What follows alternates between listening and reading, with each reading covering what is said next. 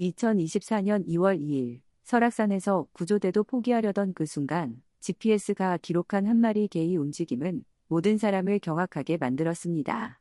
이것은 강원도 속초시에서 실제로 일어난 일입니다.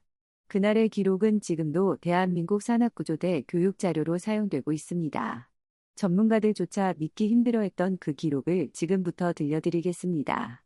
그날 오전 11시 서울에서 온 35세 프로그래머 김현수는 설악산 대청봉으로 향하는 등산로를 걷고 있었습니다. 날씨는 맑았지만 기온은 영하 8도였고 바람이 거세게 불고 있었습니다. 현수는 혼자 등산하는 것을 좋아했습니다. 산의 고요함 속에서 복잡한 일상을 잊을 수 있었기 때문이었습니다. 그의 배낭에는 항상 GPS 트래커가 들어 있었습니다. 만약을 대비한 안전장치였죠. 결혼 2년 차인 아내가 늘 걱정했기 때문에 약속처럼 챙기는 물건이었습니다. 여보, 조심해요. 꼭 연락하고요. 아내는 매번 출발 전에 말했습니다.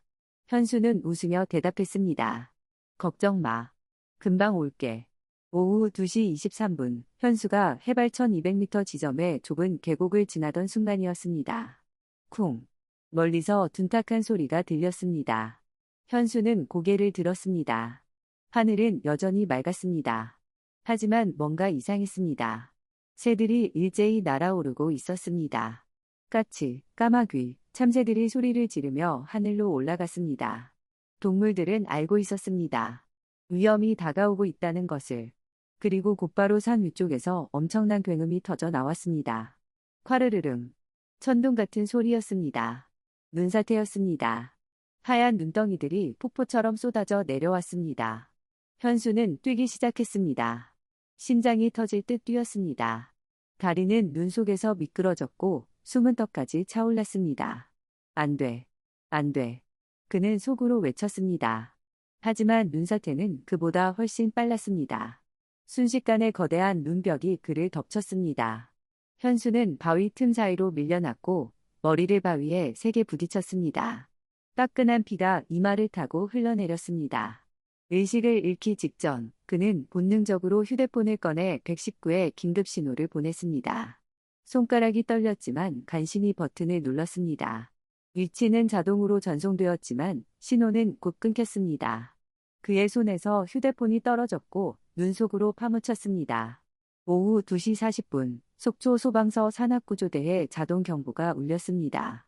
삐삐삐삐. 빨간 불이 깜빡였습니다. GPS 신호가 17분 동안 고정된 채 움직이지 않았기 때문이었습니다. 이는 조난 가능성이 높다는 의미였습니다. 20년 경력의 구조대장 최진혁은 즉시 상황실로 달려갔습니다. 모니터에는 현수의 마지막 위치가 표시되어 있었습니다. 설악산 대청봉 북쪽 계곡, 해발 1200m. 최 대장은 즉시 팀을 이끌고 출동했습니다. 총 8명의 대원이 움직였습니다. 헬기도 함께 떠났지만 강풍으로 인해 현장 상공에서 더 이상 접근할 수 없었습니다. 바람은 초속 15m를 넘어서고 있었고 눈보라까지 일기 시작했습니다. 도보로 가야 합니다. 최 대장이 단호하게 말했습니다. 하지만 문제가 있었습니다. 눈사태 이후 계곡은 완전히 막혔고 정상 루트로는 접근할 수 없었습니다. 우회로를 찾아야 했습니다. 게다가 8명의 대원이 50kg짜리 들것과 의료 장비를 나눠 메고 가야 했습니다. 구조대는 최소 4시간에서 5시간은 걸릴 거라고 예상했습니다.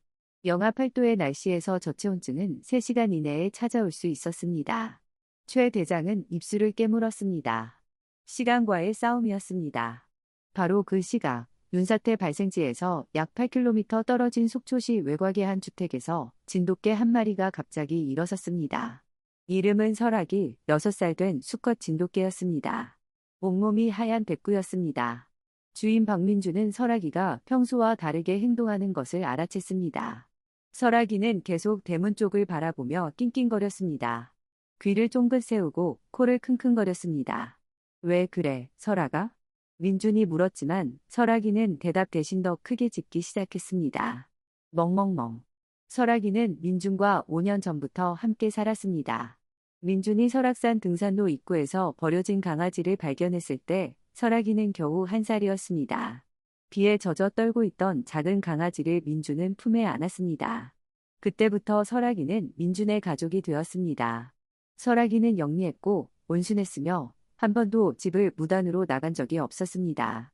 그런데 오후 4시 10분 설아기는 열린 대문 틈으로 뛰쳐나갔습니다. 설아가 돌아와. 민준이 소리쳤지만 설아기는 이미 골목을 빠져나가고 있었습니다. 민준은 놀랐습니다. 설아기가 이렇게 행동한 것은 5년 만에 처음이었습니다. 민준은 급히 설아기의 목에 달린 GPS 트래커를 확인했습니다. 다행히 신호가 잡혔습니다. 설아기는 빠른 속도로 이동하고 있었습니다. 방향은 설악산이었습니다. 민준은 서둘러 등산복을 입고 배낭을 챙겼습니다. 손전등, 구급약, 보온담요, 물을 넣었습니다. 뭔가 심상치 않았습니다. 설아기는 분명히 무언가를 감지한 것이었습니다. 설아기는 산으로 향하고 있었습니다. 민준은 차를 타고 설악동 입구까지 갔고 거기서부터는 걸어서 설아기를 뒤쫓았습니다. GPS 신호는 점점 더 깊은 산속으로 들어가고 있었습니다. 도대체 어디로 가는 거야? 민준은 불안했습니다. 해는 점점 기울고 있었고 기온은 더 떨어지고 있었습니다. 한편 설아기는 눈 덮인 산길을 빠르게 달리고 있었습니다. 코를 킁킁거리며 무언가를 쫓고 있었습니다. 진돗개의 후각은 사람보다 1만 배 이상 뛰어나다고 알려져 있습니다. 설아기는 바람에 실려온 미세한 냄새를 감지한 것이었습니다. 사람의 냄새, 땀의 냄새, 피의 냄새, 그리고 공포의 냄새였습니다. 설아기는 멈추지 않았습니다. 본능이 말하고 있었습니다. 누군가가 위험에 처해 있다고. 구해야 한다고. 오후 5시, 설아기는 해발 900m 지점에 도착했습니다. 여기서부터 길은 가팔라졌습니다. 경사는 30도를 넘어섰고 눈은 무릎까지 쌓여 있었습니다. 시야는 50m를 넘지 못했습니다. 바람은 더욱 거세졌습니다. 쏴! 나무가지들이 흔들리며 소리를 냈습니다. 하지만 설아기는 멈추지 않았습니다. 발은 눈 속에 파묻혔지만 설아기는 힘차게 앞으로 나아갔습니다. 숨이 가빠졌지만 속도를 줄이지 않았습니다. 냄새는 점점 더 강해졌습니다. 가까워지고 있었습니다. 오후 5시 50분 설아기 앞에 가파른 바위벽이 나타났습니다. 두 개의 절벽이 연속으로 이어져 있었고 경사는 60도가 넘었습니다. 높이는 각각 15m 정도였습니다. 설아기는 바위 틈을 발견했습니다. 폭 30cm 정도의 좁은 균열이었습니다. 설아기는 그곳에 발을 디뎠습니다. 앞발로 바위를 긁어가며 조금씩 올라갔습니다. 발톱이 바위에 박혔고 뒷다리로 힘껏 밀어 올렸습니다. 발톱에서 피가 나기 시작했습니다. 하지만 설아기는 계속 올라갔습니다. 첫 번째 절벽을 넘고 이어서 두 번째 절벽도 같은 방식으로 통과했습니다. 15분 후 설아기는 두 개의 절벽을 모두 넘었습니다. 숨을 헐떡이며 잠시 쉬었습니다. 하지만 곧 다시 달리기 시작했습니다. 오후 6시 20분 설아기 앞에 세 번째 절벽이 나타났습니다.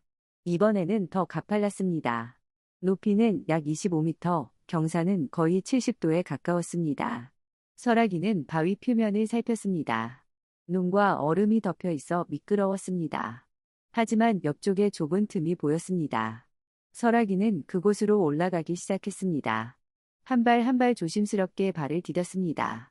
중간쯤 왔을 때 발이 미끄러졌습니다. 설아기는 재빨리 앞발을 틈 안쪽으로 밀어 넣어 버텼습니다.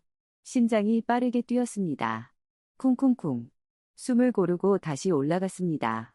10분 후 설아기는 마침내 절벽을 넘었습니다. 발은 피투성이었지만 냄새는 더욱 강해졌습니다. 거의 다 왔습니다. 오후 6시 40분 설아기 앞에 또 다른 장애물이 나타났습니다. 눈으로 만들어진 다리였습니다. 폭이 좁은 계곡 위에 눈이 쌓여 자연스럽게 다리처럼 형성된 것이었습니다. 폭은 1m 정도였지만 두께는 겨우 30cm, 아래는 50m 깊이의 협곡이었습니다. 설아기는 잠시 멈춰 섰습니다. 본능적으로 위험을 감지한 것이었습니다. 설아기는 발로 눈을 살짝 긁어봤습니다. 단단했습니다. 아래의 돌들이 받쳐주고 있었습니다. 설아기는 코를 킁킁거리며 눈 표면을 관찰했습니다. 바람의 방향을 읽고 눈의 밀도를 확인했습니다. 냄새는 저쪽에서 오고 있었습니다. 사람이 바로 가까이 있었습니다. 설아기는 결심했습니다.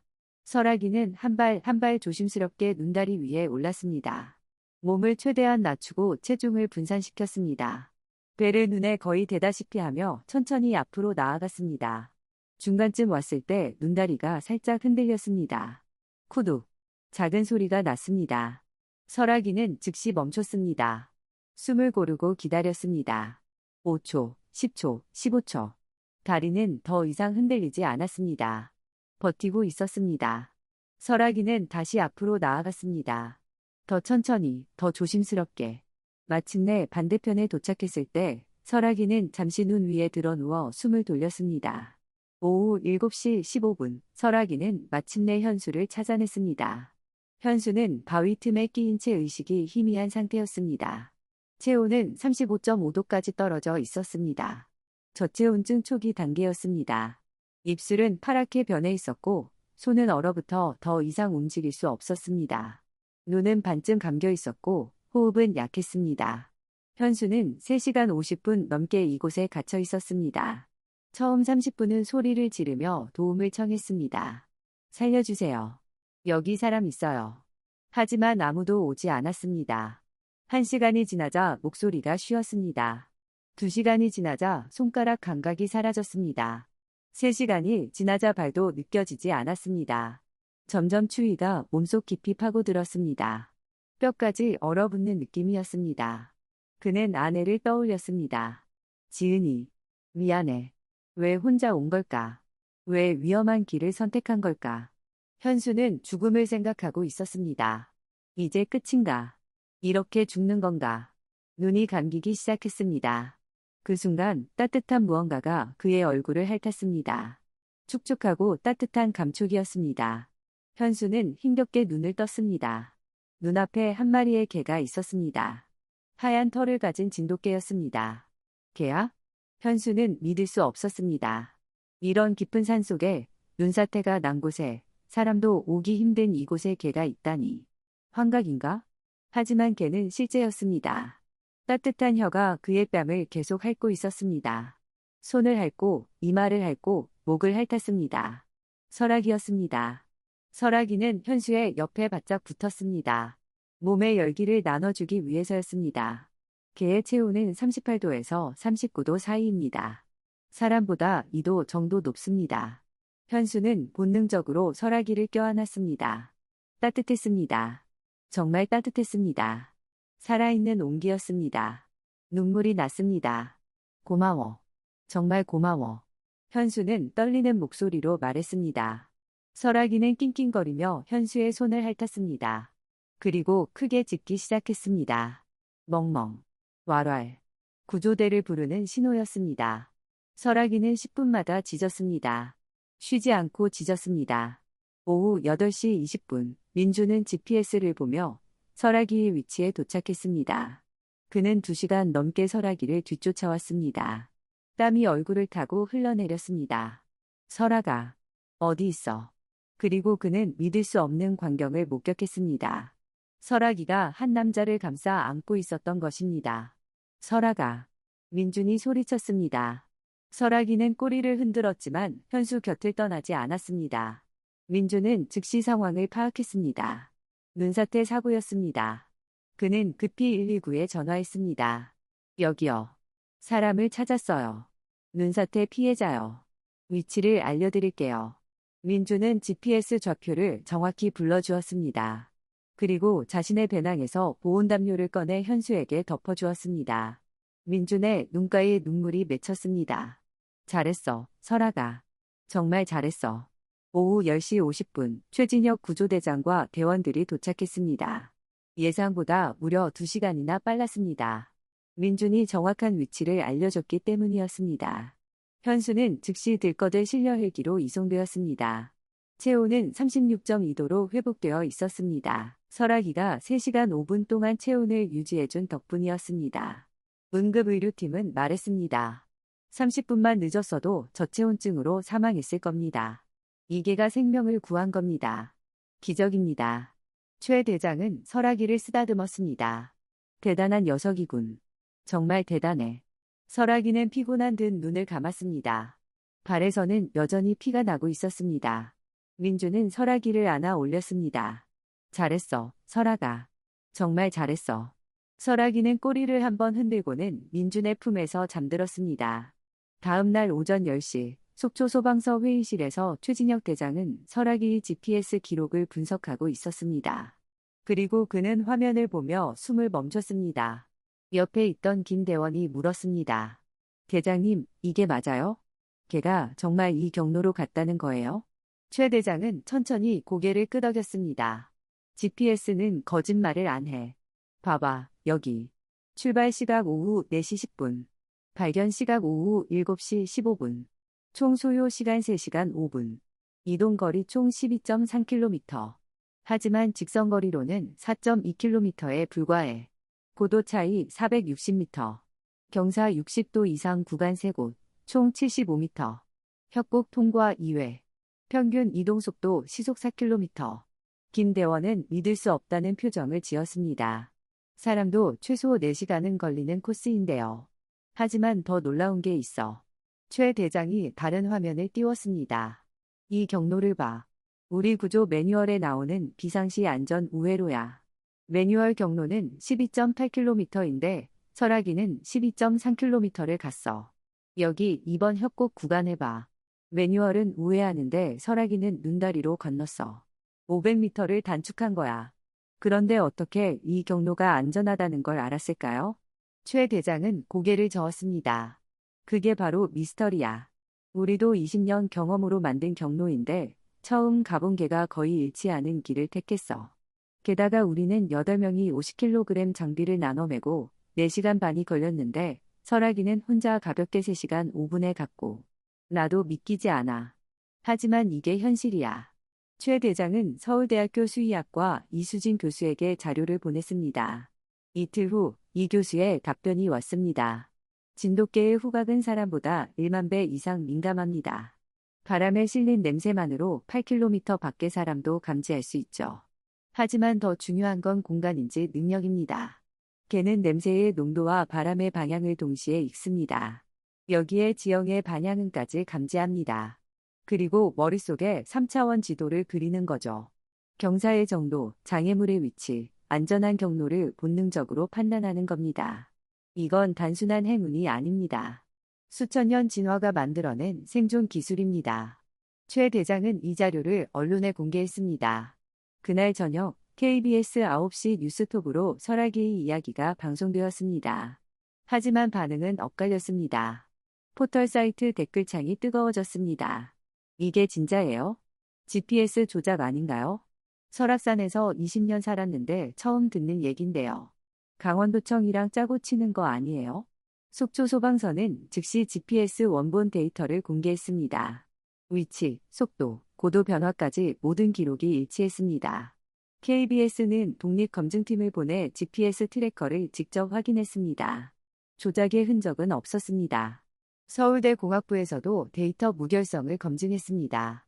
모두 진실이었습니다. 그제야 분위기가 바뀌었습니다. 소름 돋았습니다. GPS 기록 보고 울었어요. 진돗개 자랑스럽네요. 이 개한테 훈장 줘야 합니다. 포털 사이트 실시간 검색어 1위에 진돗개 설아기가 올랐습니다. 댓글은 순식간에 5만 개를 넘었습니다. 2024년 8월 2일 강원도청 대회의실에서 시상식이 열렸습니다. 설아기는 강원도지사로부터 명예산악구조견 칭호를 받았습니다. 김현수도 참석했습니다. 그는 완전히 회복되어 있었습니다. 현수는 설아기를 안아 올리며 눈물을 흘렸습니다. 저는 2번 태어났습니다. 한 번은 어머니에게서, 한 번은 설아기에게서요. 설아기가 아니었다면 저는 지금 여기 없었을 겁니다. 박민준도 무대에 올랐습니다. 눈물을 훔치며 말했습니다. 사람들은 설아기를 영웅이라고 부릅니다. 하지만 저는 압니다. 설아기는 그냥 해야 할 일을 했을 뿐이라는 걸요. 우리 모두가 그래야 하는 것처럼요. 최진혁 대장은 말했습니다. 20년 구조 경험 중 가장 놀라운 사례였습니다. 설아기의 GPS 기록은 우리 교육자료로 영구 보관될 것입니다. 때로는 첨단 장비보다 동물의 본능이 더 위대합니다. 지금도 설아기는 민중과 함께 속초에서 살고 있습니다. 발의 상처는 모두 나았고 건강합니다. 가끔 창밖으로 설악산을 바라보곤 합니다. 그날의 기억이 남아있는 걸까요? 아무도 모릅니다. 하지만 설아기의 발에 남은 작은 흉터는 그날의 증거로 남아있습니다. 김현수는 매년 2월 2일이 되면 설아기를 찾아옵니다. 손에는 항상 설아기가 좋아하는 간식을 가득 들고서요. 민주는 가끔 묻습니다. 설아가, 그날 어떻게 알았어? 어떻게 찾아갔어? 설아기는 대답 대신 꼬리를 흔들 뿐입니다. 과학은 설아기의 경로를 분석할 수 있습니다. GPS는 숫자로 기록할 수 있습니다. 하지만 설아기가 왜 그날 집을 나섰는지는 영원히 알 수 없을 겁니다. 어쩌면 알 필요도 없는 건지 모릅니다. 어떤 것들은 그냥 믿으면 되니까요. 설악산은 여전히 그곳에 있습니다. 눈은 여전히 내리고 바람은 여전히 붑니다. 그리고 어딘가에서 또 다른 설아기가 누군가를 기다리고 있을지도 모릅니다.